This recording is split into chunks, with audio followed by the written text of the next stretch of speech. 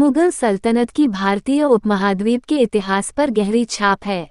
अपने करीब 300 वर्षों के शासन के दौरान मुगलों ने भारत और इसके आसपास के एक बड़े भूभाग पर राज किया। उन्होंने अपनी सल्तनत को दक्षिण भारत में भी फैलाने की कोशिश और इसमें काफ़ी हद सफल भी रहे। लेकिन 3 सदी तक शासन करने के बावजूद मुगलों ने कभी नेपाल पर अधिकार करने का प्रयास नहीं किया, जिससे उत्तर भारत की ज़मीनी सीमा लगती है। मुगलों ने मैदानी भाग पर कब्जे के लिए राजपूतों और दक्षिण में मराठाओं से लगातार संघर्ष किया। ऐसे में उनका कभी नेपाल का रुख नहीं करना हैरान करता है, क्योंकि नेपाल की सामरिक और व्यापारिक नज़रिए से अपनी एक खास अहमियत थी।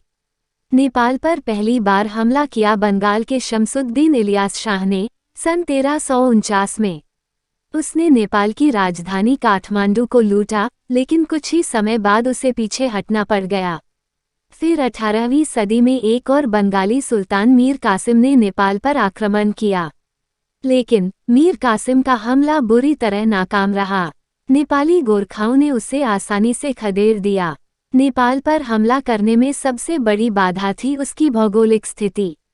दुनिया की शीर्ष 10 पर्वत चोटियों में से 8 नेपाल में ही हैं, जो उसे कुदरती किला बना देती हैं।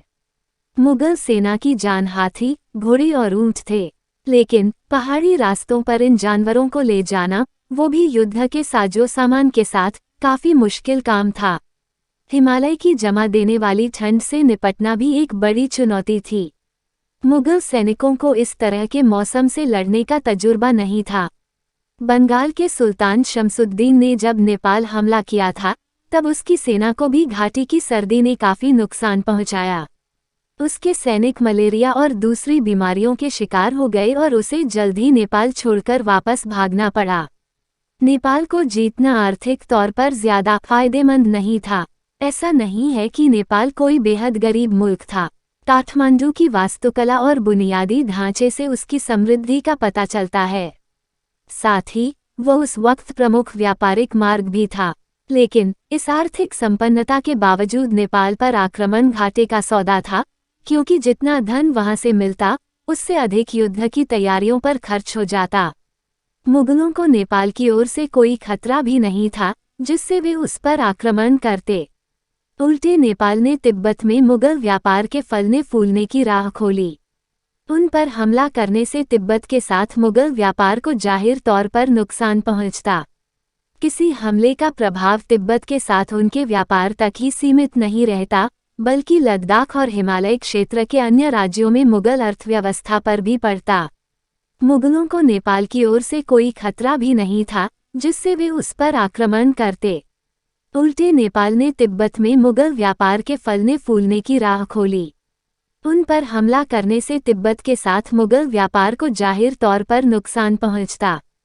किसी हमले का प्रभाव तिब्बत के साथ उनके व्यापार तक ही सीमित नहीं रहता, बल्कि लद्दाख और हिमालय क्षेत्र के अन्य राज्यों में मुगल अर्थव्यवस्था पर भी पड़ता। एक अंदाजे के मुताबिक अपने चरम पर मुगल फौज की कुल तादाद 9 लाख से भी अधिक थी। इसमें भारतीय, अरबी, अफगानी और ईरानी के साथ यूरोपीय लोग तक शामिल थे। ऐसे में उनके लिए सारी परेशानियों को दरकिनार करके नेपाल को ना बाएं हाथ का खेल होता। लेकिन मुगल हर चीज़ को रणनीतिक नज़रिए से देखते थे। जब तक कोई राज्य उनके लिए उपयोगी ना हो, वे उस पर अपना समय, शक्ति और दूसरे संसाधन बर्बाद नहीं करते। अगर मुगल सारा जोखिम उठाकर नेपाल को तभी लेते, तो भी उनके लिए वहां अपनी सत्ता को कायम रख पाना काफ़ी मुश्किल होता। नेपाल में हिंदू और बौद्ध धर्म को मानने वाले पहाड़ी लोग थे। वे मुस्लिम शासन के खिलाफ आखिर में विद्रोह कर देते। अकबर और औरंगजेब जैसे मुगल बादशाहों का अधिकतर वक्त विद्रोह को दबाने में ही बीता। लेकिन नेपाल का विद्रोह दबाना उनके लिए काफ़ी मुश्किल होता, क्योंकि वहां दोबारा सैन्य सहायता भेजने के लिए भी पहले की तरह परेशानी उठानी पड़ती।